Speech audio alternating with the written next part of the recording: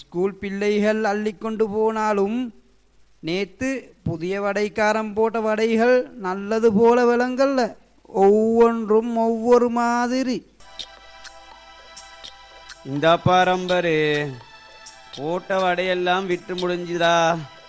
அப்புறம் அது வட்டமா, சதுரமா, செவ்வகமா, முக்கோணமா என்ன நீ ஆராய தேவையில்லை.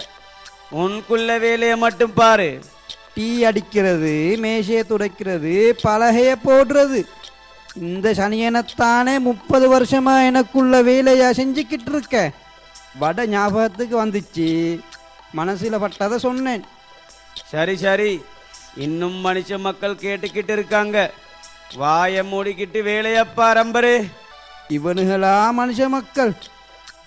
மூஞ்சில கைய வச்சாங்கண்டா துன்யா முடிஞ்சாலும் இவனுகளுக்கு விளங்காது.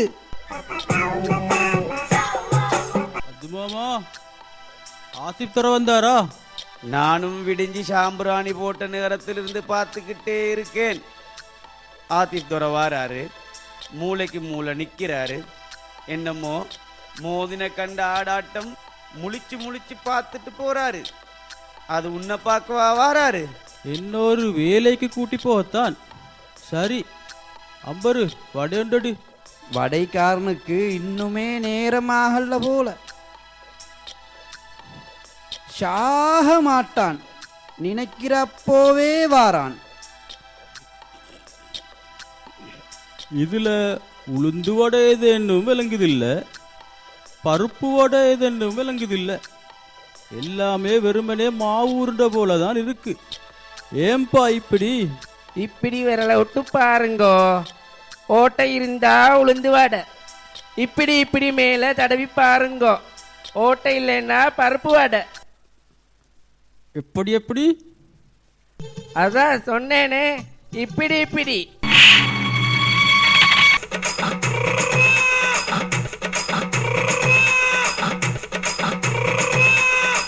இனிமே இந்த பக்கமா உன்னை பார்த்தேன்னு வச்சுக்கோ, வடைக்கு ஓட்டை போட விரல் இருக்காது.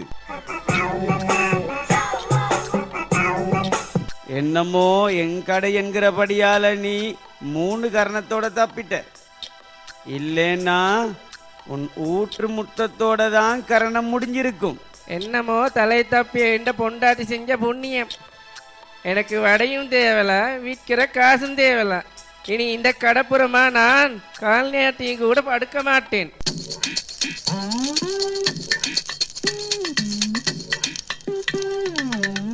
முபாட ரத்தத்துல இன்னுமே ஐஸ் கலந்தில்ல போல. வாய பொத்திக்கோ. முபாட காதுல விழுந்துட்டா உன்னோட நானும் சேர்ந்துதான் கர்ணமடிக்கவாகும்.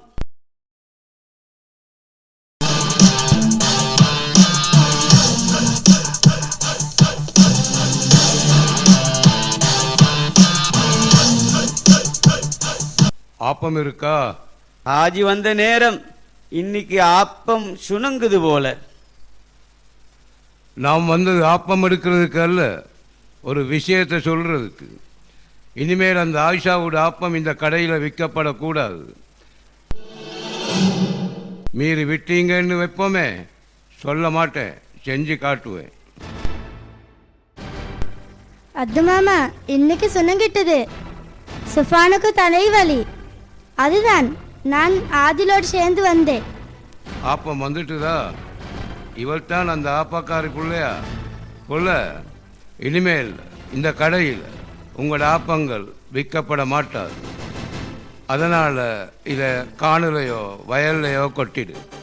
அது எதுக்கு? என் புள்ள ஆத்திவிட்ட கண்ணத்தில் அடிச்சிட்டு என்னத்தையோ சாதிச்சவ போல அந்த செய்தியை ஊர் முழுக்க போஸ்டர் அடிக்கும். அந்த ஃபேஸ்புக்கோ வாட்ஸ்அப்போ அதில் எல்லாம் போட்டு என் தன்மானத்தோட விளையாடினியே. நானும் உன் கூட கொஞ்சம் விளையாட வேணாமா? அதுக்கு அட்வான்ஸாக தான் இந்த ஆப்பத்தடை. சத்தியமா எனக்கும் போஸ்டருக்கும் நீங்க சொல்ற எதுக்கும் நான் சம்மந்தம் இல்லை. உண்ட சத்தியத்தை நம்புற அளவுக்கு நான் மகான் இல்லை. அது மாமா, நீங்க சொல்லுங்க. அதில் இப்ப மணி அடிச்சிருவாங்க, நீங்க போங்க. அவரு பேச மாட்டாரு. ஒரு குத்து விட்டா எத்தனை கரணம் அடிக்கவாகும் என்பது கண்ணால கண்டவராச்சே. நான் ரோட்ல நின்று விற்பேன். ரோட்டு எல்லாருக்கும் போதுதானே. அப்படிங்கிற அம்புட்டு தைரியம் உனக்கு, அதனால தான் செருப்பால் அடிச்சியோ? நான் உங்களோட மகனை சும்மா அடிக்கல. வகுப்பு கூட்டலன்னு உங்களோட மகன் ஏண்டு தம்பி அடிச்ச, சீட்டையும் கிழிச்ச. நான் கூட்டல எண்ணி எண்ணியம் அடிக்க வந்தேன், சட்டையும் கிழிக்க வந்தேன். அதுக்காகத்தான் அடிச்சேன்.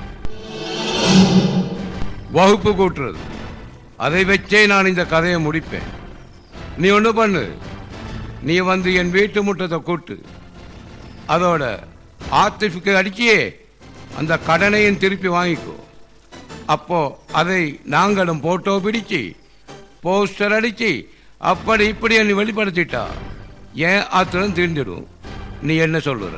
இதையெல்லாம் உங்ககிட்ட கை நீட்டி வாங்குறாங்களே, அவங்க கிட்ட சொல்லுங்க.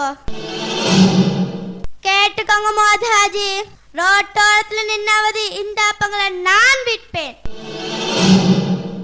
ஹாஜி, மயிலே மயிலே இறகு போடன்னு சொன்ன மட்டும் போட்டுடாது, புடுங்கி புடுங்கி கலட்டினாலே ஒழிய.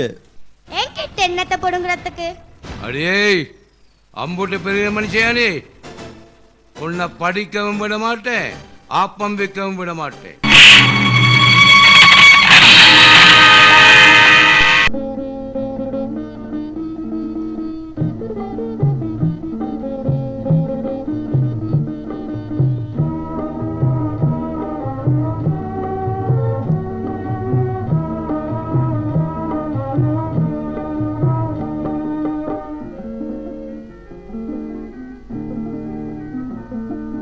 சொந்தமென்ன பந்தமென்ன உலகில்